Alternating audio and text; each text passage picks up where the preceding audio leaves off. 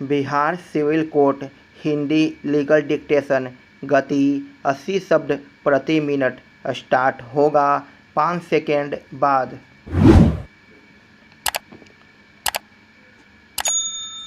Start. निर्णय सार। जहाँ की अपीलार्थी एवं मृतक एक ही घर में अकेले रह रहे थे और मृतका के गले एवं शरीर पर अनेक चोट पाए गए जिसके कारण उसकी मृत्यु हुई थी। वहाँ मृत्यु के स्पष्टीकरण एवं अन्यत्र उपस्थिति के अभाव में अपीलार्थी मृतका की मृत्यु के लिए दोषी माना जाएगा। वाद तथ्य। अपीलार्थी का विवाह मृतका के साथ 6-7 वर्ष पहले हुआ था जिनसे एक संतान पैदा हुआ। वे अपने बच्चे के साथ एक ही घर में रहते थे। दिनांक 14/10/1994 को सायंकाल मृतका के पारिवारिक सदस्य को पड़ोस के किसी व्यक्ति ने फ़ोन से सूचना दिया कि उनकी पुत्री की मृत्यु हो गई है। वे घटना स्थल से 35 से 40 किलोमीटर दूर रहते थे।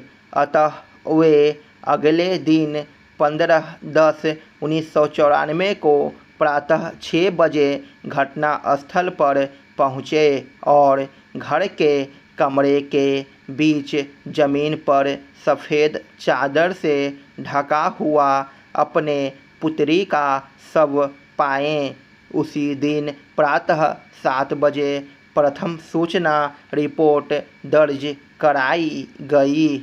अन्वेषणापरांत अपीलार्थी के विरुद्ध FIR भारतीय दंड संहिता की धारा 306, 498A के अंतर्गत दर्ज किया गया, किंतु प्रारंभिक साक्ष्यों के आधार पर सत्र न्यायाधीश ने मामले में अपीलार्थी को भारतीय दंड संहिता की धारा 302 के अंतर्गत आरोपित करते हुए दोष सिद्ध एवं दंडित किया, क्योंकि मृतका की गला दबाकर हत्या किया जाना साबित हुआ था।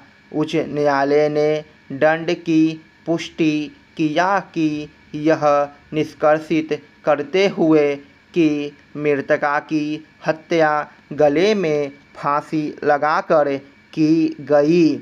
दोनों ही न्यायालयों ने निष्कर्षित किया कि मृतका ने आत्महत्या नहीं की थी और कि मृत्यु आपराधिक मानव वध था। अतः अपीलार्थी ने उच्चतम न्यायालय में अपील किया।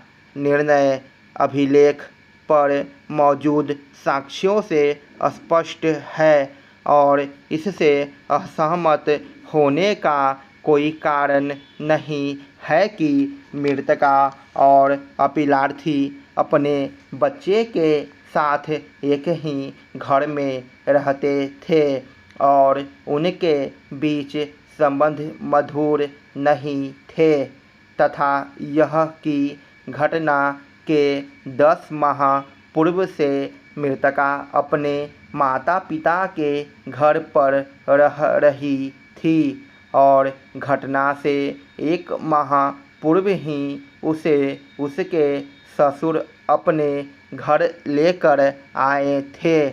मृतका के हाथ में गाय का गोबर लगा हुआ था, जिससे स्पष्ट है कि उसकी हत्या उस समय की गई जब वह घरेलू कार्य कर रही थी।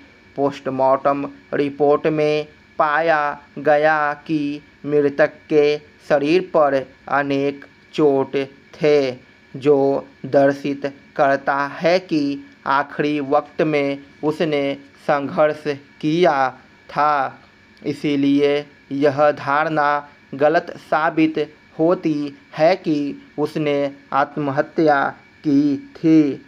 अतः हम विचारण न्यायालय के इस निष्कर्ष को स्वीकार करने की ओर अग्रसर हैं कि मृतका की गला घोंटकर हत्या की गई। स्टॉप।